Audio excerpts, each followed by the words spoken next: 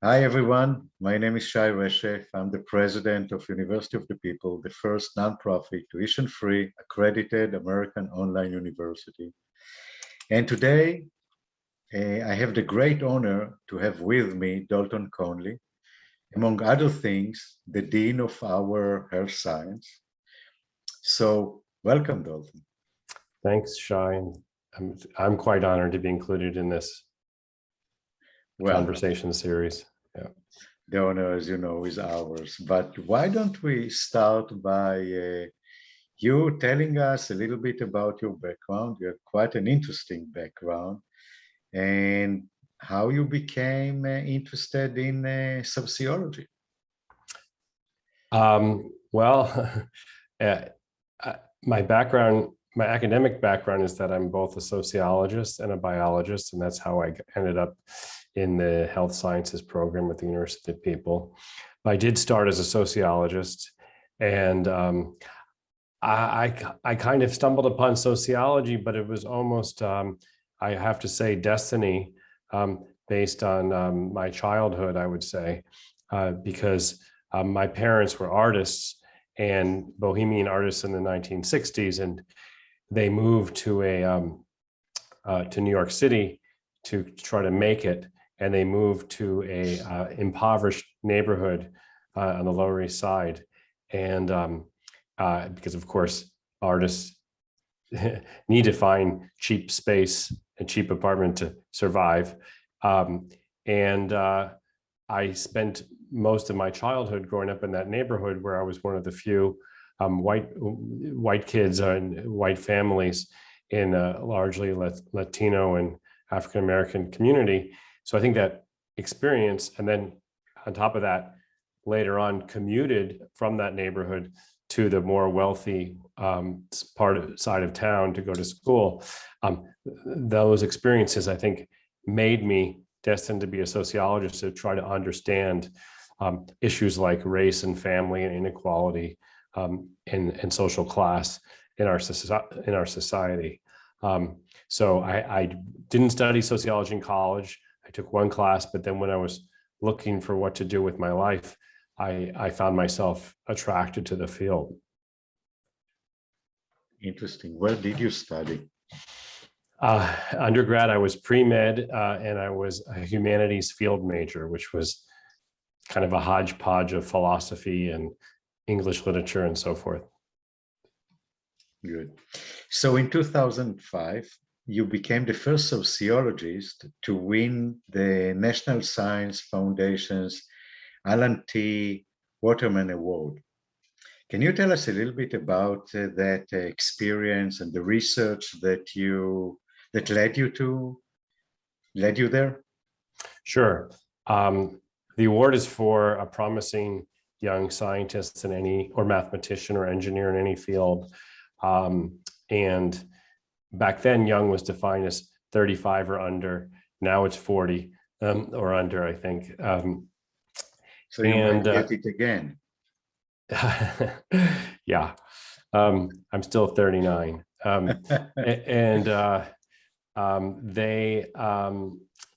They had given it to one social scientist before me. That was Larry Summers, who went on to become president of Harvard and secretary of the Treasury.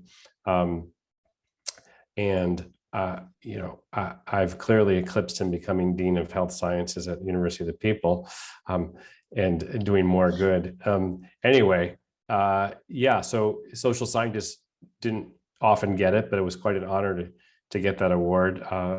And I think it was largely based on work on race and inequality. That was my early work, which looked at the impact of the racial wealth gap, which is now commonly known and discussed in policy circles, but back then was new. And I showed how the wealth gap actually accounted for a lot of the other disparities in education, in family life, and so forth that we see between Blacks and whites in the United States today, still even.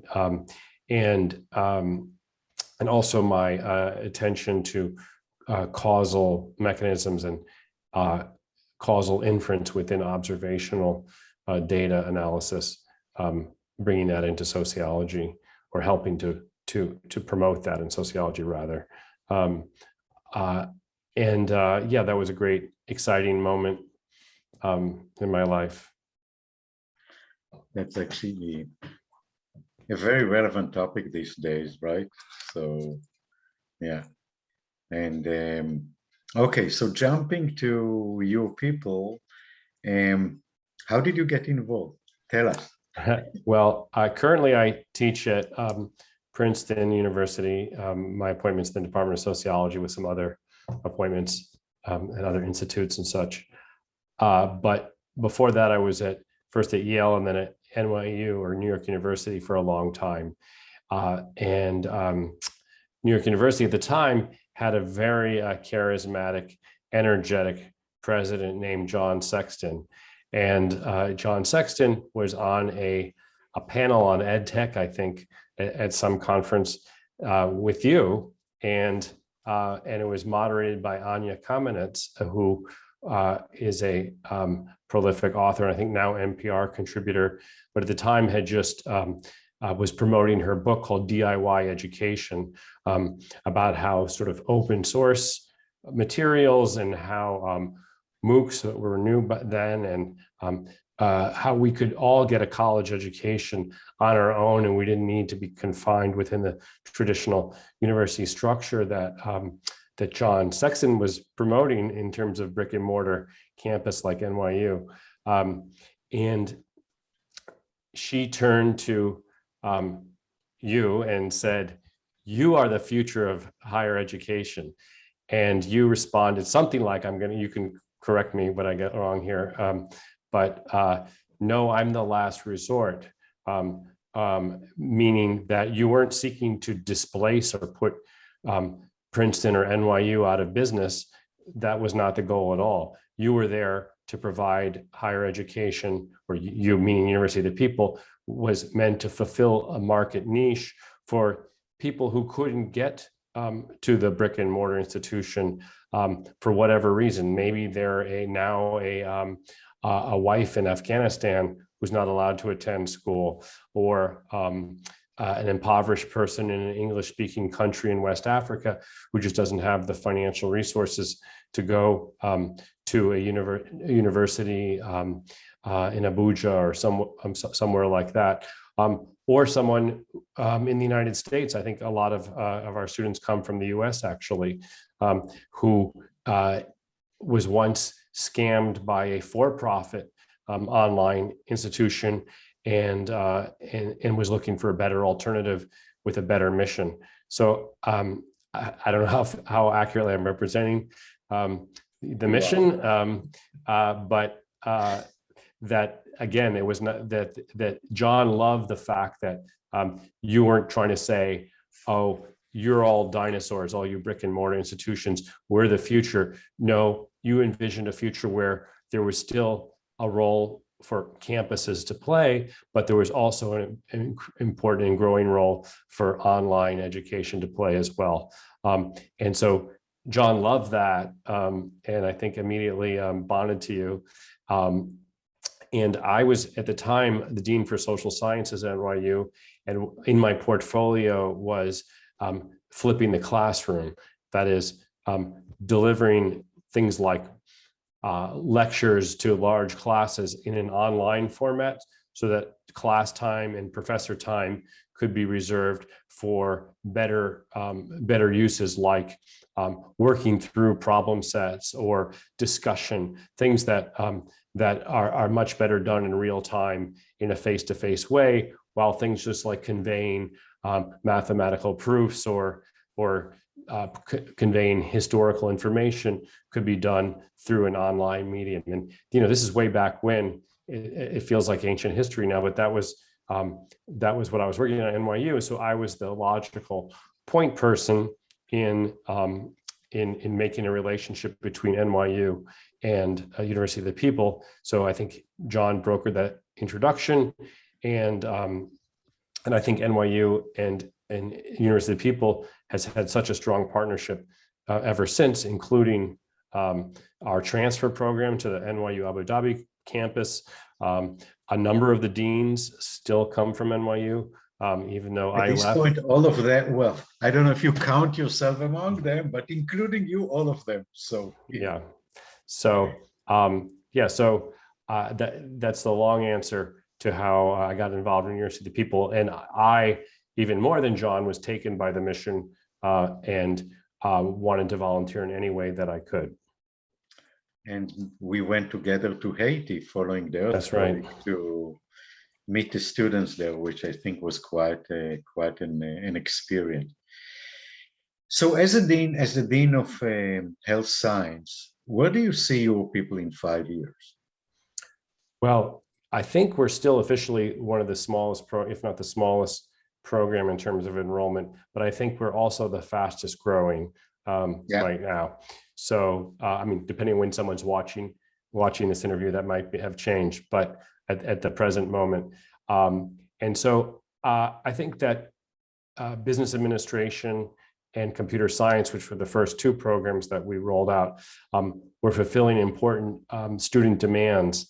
But health and healthcare workers are a completely unmet demand in many parts of the world. There's a huge shortage of everything from community health outreach workers to nurses and doctors.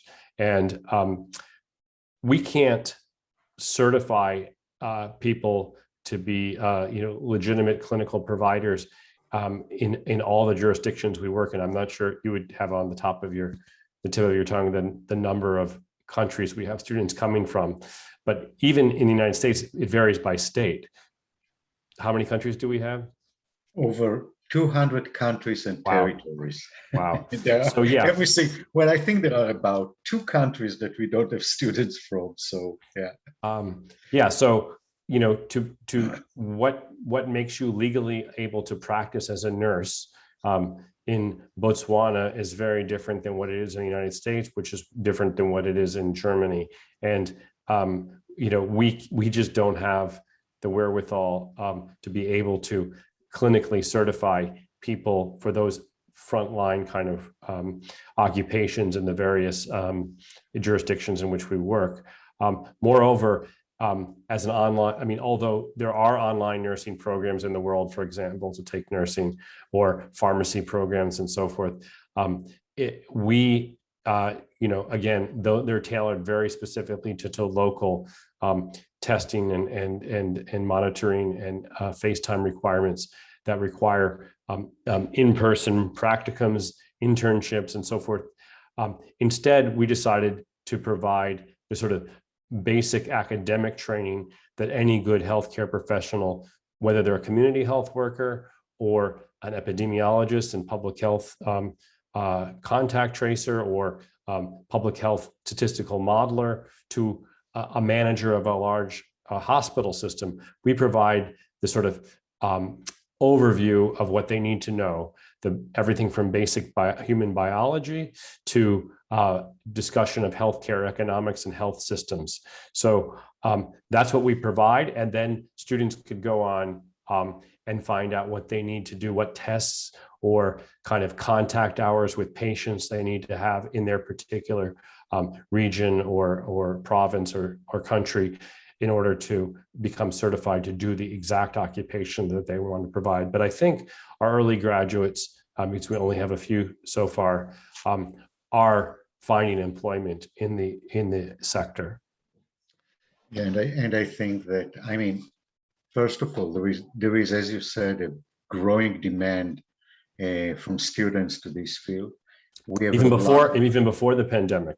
We'll talk about the pandemic in a second, but in many countries, and Africa would be a great example, we have a lot of practitioners, people who become nurses and doctors without any formal education, who come to us to get the academic background, and we can't be happier than doing that. And the pandemic, as you just mentioned, was another push to the growth of the program.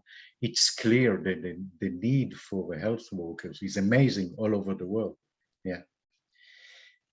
How do you see, by the way, higher education post-pandemic? Well, as you mentioned it, funny that you mention it, because University of the People was ahead of the curve in learning how to do higher education online the right way. It turned out that MOOCs, the massive online open courses, were not, were a flash in the pan. And yeah, they still exist in some ways, and they're good for people who want to get a specific skill or learn a specific subject at their own pace. But for a bundled comprehensive education, that just doesn't seem to have worked. And I like to call us, I know that you shy away from this, no pun intended, but the Swarthmore of online education, small classes, we're like a small college, even though we have over 100,000 students at the present time. We feel like a small college. We're not a massive lecture class style university. We're more like a liberal arts college, where the students are engaging with each other in these groups. They're taught by a professor in usually a group of like 25 students, and that's a very different experience, and that works. And I think that now that a lot of other schools that were traditionally only brick and mortar have been pushed by the pandemic into the online space or hybrid space, I think they have a lot to learn from what we've been doing. Do you think most schools will go partially or fully online? Does what? I'm sorry? Most schools, traditional schools, will go partially or fully online following the experience of the pandemic? I don't know about fully, but definitely the proportion of courses that are offered online is still way above what it was in 2019, and I think will continue to remain so. I mean, there's no reason that given the technology and advances that the faculty you're taught by need to be all living within a 25-mile radius of a particular college town. There's no need that the students you encounter, your peers, have to come from a local area, like in a community college. You could go to, if you do an associate's degree at the University of the People, you're essentially going to the community college of the world, where you're just the experience of having peers from so many different backgrounds is in itself an education. So I think that, during the pandemic, I was attending research seminars and research lab groups at the University of Colorado, at Stanford, all those. It's opened up a whole new way of thinking about where we engage for our education and for getting and producing knowledge that's decentralized, delocalized. And I think that's very exciting. And certainly, University of the People's been at the forefront of that.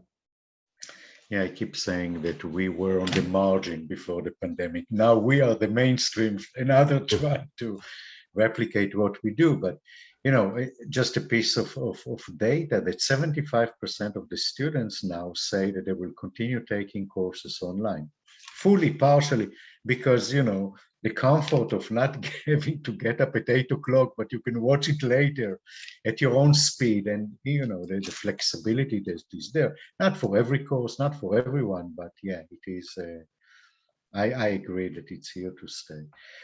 So my last question to you, from your own experience,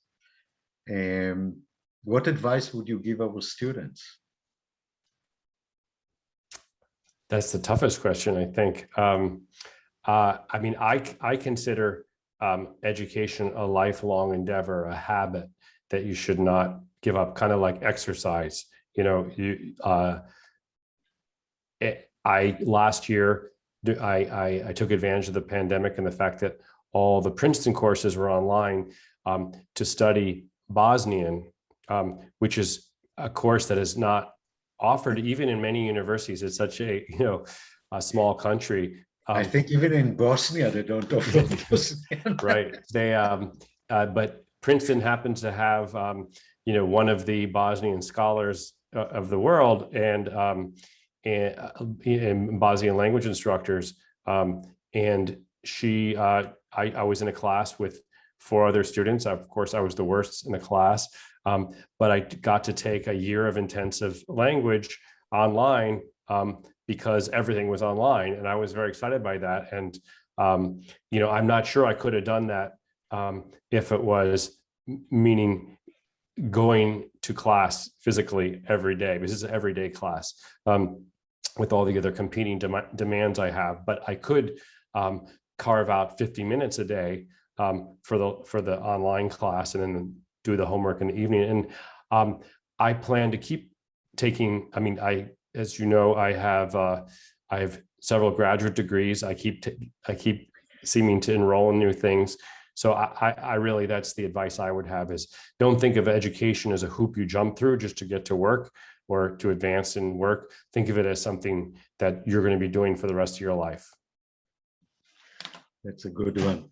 And I think it's all the more, we're all the more able to do that because of the shift to online. Yeah. Well, I guess the question is the motivation, the discipline, and the life circumstances. But yeah, Of course. I think that I wish that as many of our students will adopt it and will accept it. Well, that was fascinating. Thank you so much. Thank you again.